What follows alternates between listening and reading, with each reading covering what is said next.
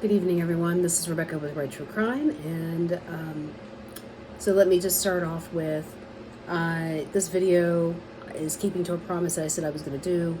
That on certain days of the month, I will be showcasing cases, just to keep their name out there.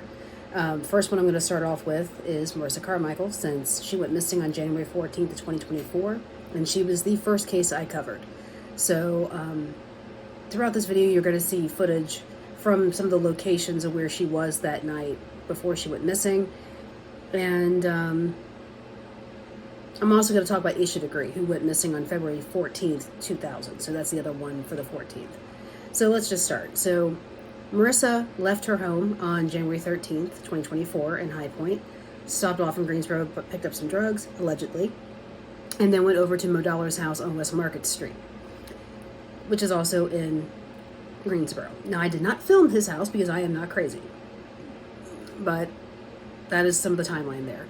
They went from there to the Sofa Bar Lounge, 117 Sofa Bar Lounge in downtown Greensboro on Green Street.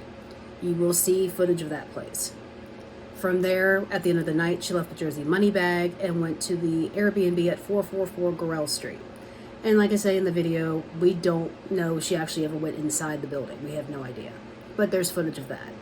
And then from there, she got left at the Exxon. Now, please pay attention, because when you see the footage of the Exxon, you're going to see way down in the background a sign that says Cumberland Courts. And you're going to wonder, why did this guy, Sean, who picked her up at the Exxon, have to drive her across the street? Who knows? But there's that. Well, the other case, Aisha Degree, there hasn't been any more updates other than that the Deadmans are involved in some way, shape, or form, Roy and Connie. The DNA that they found amongst her belongings when they found it a year and a half later at a construction site belonged to one of their youngest children. And I think her name was Annie Lee or Anna Lee Deadman. Well, like I said, nothing more has been brought out about it. They did a massive search warrant, looked at all kinds of property, hauled away a green car from like the 60s. So, but we still have not heard anything. All we know is that the DNA pinpointed to Annie Lee Deadman and a Roy Underhill. And Roy Underhill has been deceased since 2004. So, per the records that I've been able to figure out, the Deadmans were somehow involved in his medical care, maybe even caregivers, possibly even guardians of him. That I do not know. But how their DNA ended up on an undershirt belonging to Aisha Degree, we've yet to hear any more evidence on that. So, granted, her case is almost 25 years old, and it's made the media here lately, but I'm still going to bring it up because family still doesn't know what's going on. But it is to assume that she is a victim of a homicide, because that is what has been put out in the news. So there's that information. So as I said before, I'm going to weave in the footage I took earlier today, and you'll see all that. And hopefully somebody sees something, remembers something, and is like, wait a minute, I remember that night. I remember her. I don't know. Like I said, it's been January. We're now in October. And 9, almost 10 months, nothing.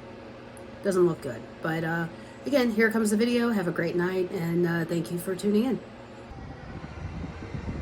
Okay, everyone, so I'm in front of the 117 Sofa Bar Lounge here in downtown Greensboro. This is where Marissa came after she left Mo Dollar's house, stayed here for a majority of the night, and then left with Jersey money bag at the end of the night. Now, we have confirmation she was here. There were witnesses who saw her, and there were witnesses who made it clear she was not drugged, nor was she drunk when she left with Jersey. She went from here to the Airbnb, but we do not know if she ever actually made it into the Airbnb. And this is where she was for a majority of the night with Mo Dollar. She came in with Mo, but did not leave with Mo.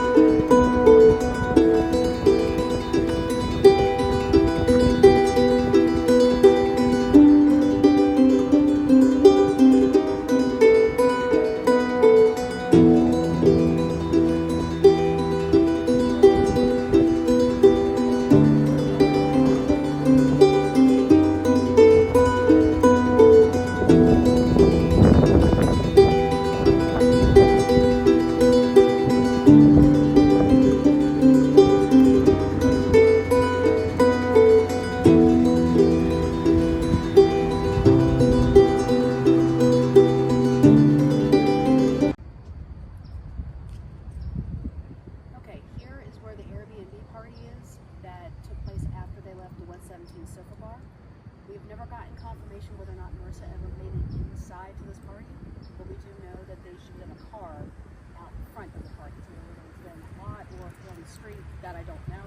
But this is where she was supposedly where an altercation took place between her and someone else.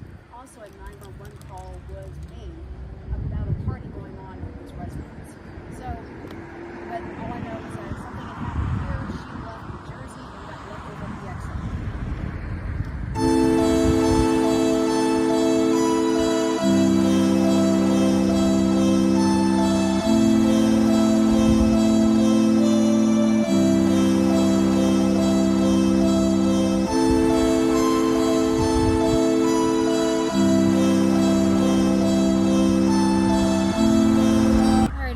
So as you can tell, that's the Exxon, and right down there, you see the little red sign that says Cumberland Courts. So this is basically where Marissa was last seen by people outside of the known suspects. You know, the police saw her, or not the police, but the people who work at the Exxon saw her here. Now, the person she left with says he dropped her off right there. Now, the question is why? Why would he drive her across the street? None of that makes any sense. But I wanted to illustrate for you how close the two locations are. So, Exxon, where she made the 911 call. Cumberland Courts, where she was supposedly last dropped off. That's all I got for you right now, but as you can see, we're going to go through the path for the rest of the night.